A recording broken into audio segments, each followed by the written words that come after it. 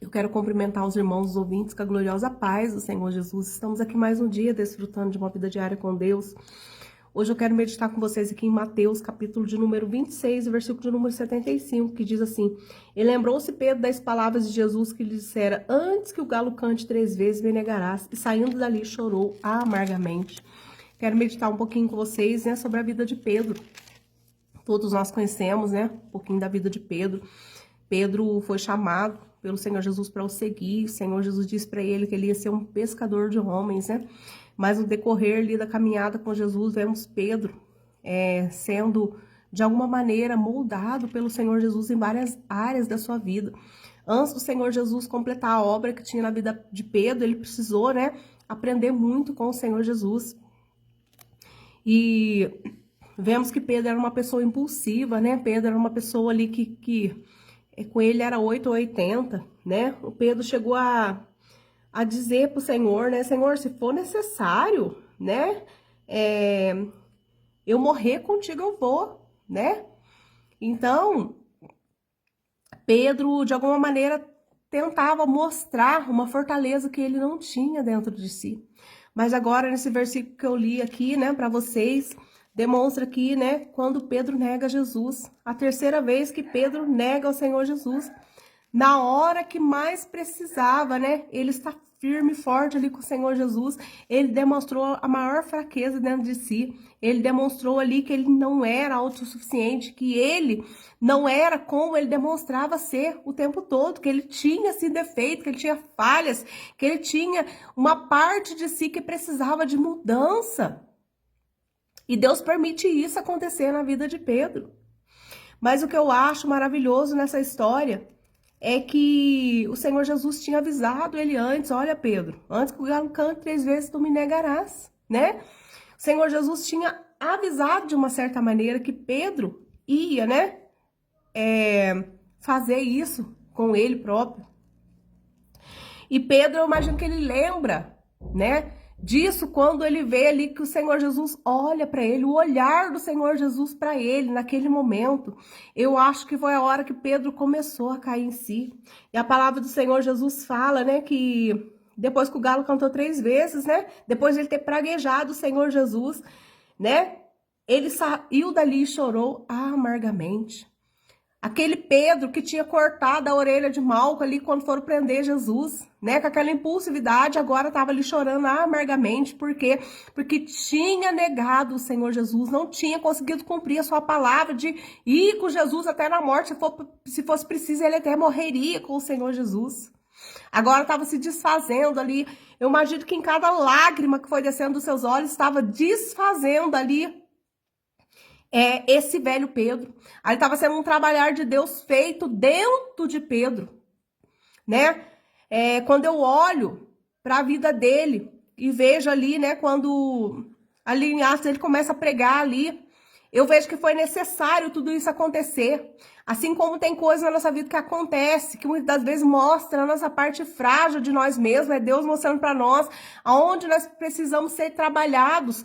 Mas depois nós vemos que essas marcas, né, que ficaram na nossa vida, essas experiências que nós enfrentamos nessa vida servem de alguma coisa, de alguma forma de aprendizado e também de experiências. Quando Pedro ali prega ali o arrependimento, né, ele prega ali o evangelho cristocêntrico de arrependimento. Eu tenho certeza que no íntimo dele ele lembrou que ele teve que passar por esse processo de saber como que é a dor de chorar arrependido, como que é também maravilhoso receber o perdão de Jesus. Nós vemos que Pedro nega o Senhor Jesus e talvez por um momento ele se esqueceu da promessa que Jesus ressuscitaria no 3º dia. Então, quando ele desce ali para chorar amargamente, quando ele sai ali chorando, eu imagino que o arrependimento bateu no coração dele. Talvez ele pensou assim: agora o Senhor Jesus vai morrer, agora não vai dar tempo mais de me pedir perdão para o Senhor. Mas eu vejo também, né, que quando ali aquelas mulheres vão ao sepulcro de Jesus, ali o anjo aparece, né, e dá um recado para elas, né, avisa os discípulos e também a Pedro. Ali, né, um recado imediatamente dado direto para Pedro.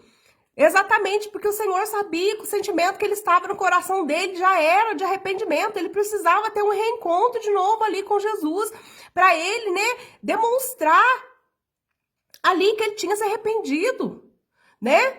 E talvez uma esperança nasceu no coração dele. Agora o Senhor Jesus ressuscitou, agora eu posso me reconciliar com o Mestre, né? E eu tenho certeza que tem muitas pessoas que estão me vendo nesse vídeo hoje que está com essa sensação, com esse sentimento no seu coração. Talvez você já chorou amargamente, você já se arrependeu, você está com o coração contrito, quebrantado, né?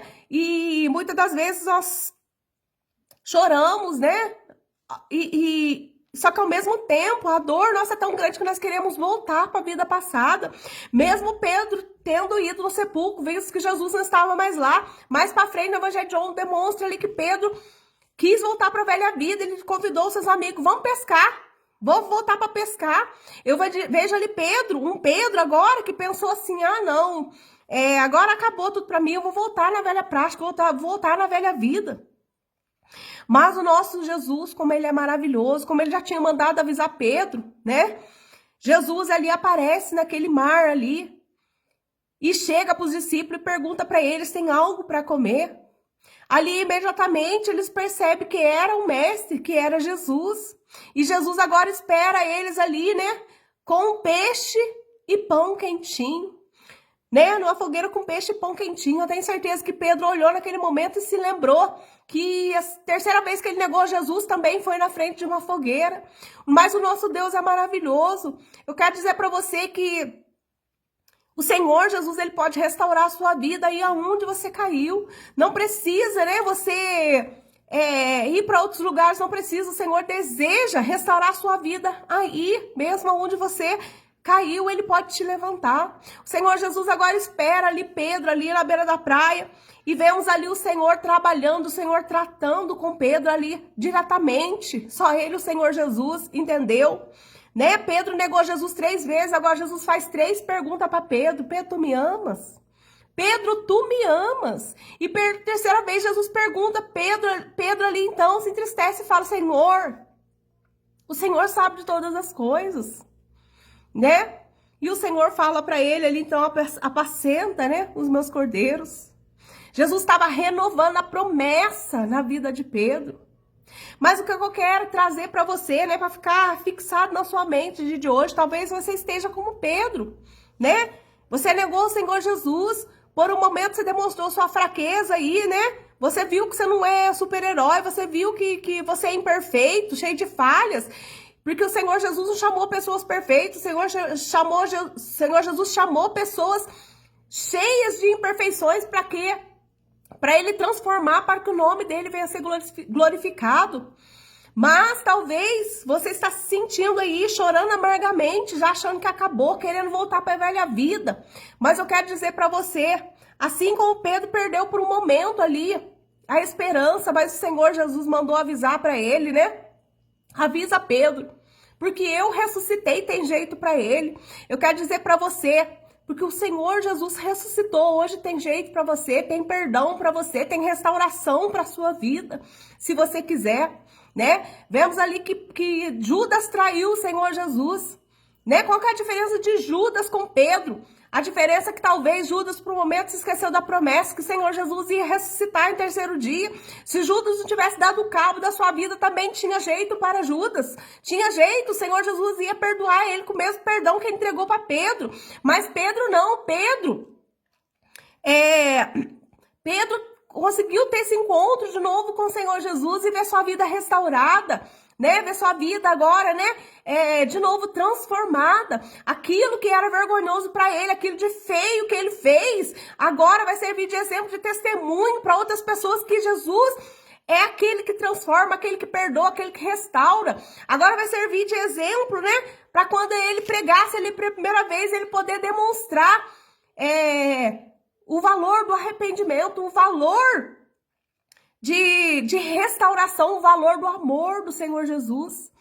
Então, eu quero dizer para você, é esse mesmo amor que eu prego para você nesse dia de hoje. Não diga não tem mais jeito, não diga eu vou voltar atrás, não diga agora para mim tudo acabou, mas diga não, porque o Senhor Jesus ressuscitou, para mim tem jeito. Eu vou me levantar, eu vou de encontro com o mestre, porque eu sei que aonde ele está, ele está me esperando com pão quentinho e com peixe na brasa, e ele pode matar a minha fome, ele pode restaurar de novo a minha vida. Essa palavra que eu deixo para você nesse dia de hoje, que você venha ser edificado mais uma vez, em nome do Senhor Jesus. Me perdoe, né?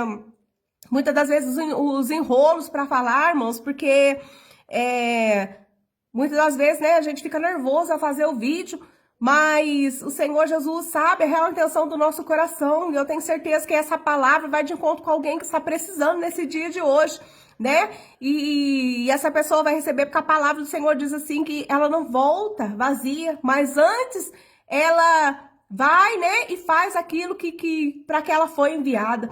Eu agradeço em nome do Senhor Jesus.